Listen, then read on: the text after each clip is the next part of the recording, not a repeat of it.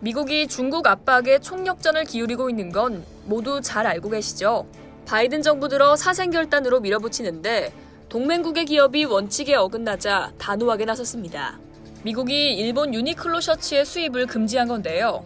큰 건은 아니지만 상징적인 의미가 있습니다. 20일 니혼게이자이 신문 NHK 등은 미국 당국이 일본 의류업체 유니클로가 생산한 셔츠 등의 수입을 금지했다고 보도했습니다.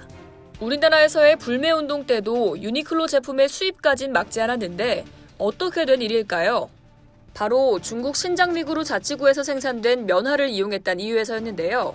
미국은 중국 정부가 신장에 거주하는 무슬림 소수민족 위구르족을 감시하고 강제노동을 시키는 등 인권을 탄압하고 있다고 봅니다.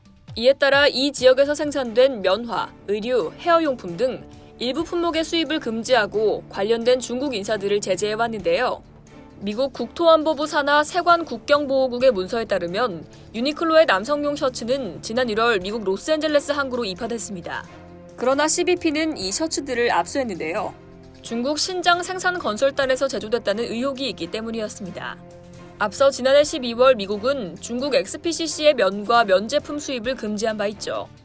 유니클로 측은 제품에 사용된 면은 호주와 미국, 브라질이 산지다라고 주장하며 금지 조치 해제를 요구했는데요.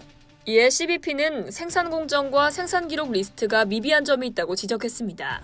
신장위구르 강제노동으로 만들어진 게 아니라는 점을 증명할 충분한 증거를 제시하지 않았다고 판단했고 금지 조치 해제를 거부했습니다. 유니클로 모기업 일본 패스트 리테일링 측은 지난 19일 미국 당국의 결정은 매우 유감이란 성명을 냈습니다. 패스트 리테일링은 회사에선 어떠한 강제노동도 용인하지 않겠다는 방침 아래 공급망 인권 존중을 최우선 과제로 다뤄왔다. 공급망에서의 강제노동 등 심각한 인권 침해가 없는 점을 확인했다고 밝혔습니다. 그러면서 미국 당국에 대해 자사 제품이 수입 요건을 만족하고 있다고 제시하기 위해 모든 증거를 제출해 적절히 대응했다고 주장했는데요.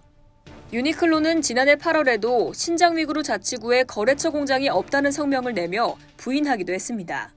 가토 가스노부 일본 관방장관은 20일 기자회견에서 이번 사안과 관련해 일본 기업의 정당한 경제 활동이 확보될 수 있도록 적절히 대응하겠다는 입장을 냈습니다. 유니클로는 미국에게 한 방 먹었지만 미국 나이키와 스웨덴 H&M, 독일 아디다스 등은 신장산 면화를 사용하지 않는다고 밝힌 뒤 중국 소비자들의 거센 불매운동에 시달리기도 했었죠.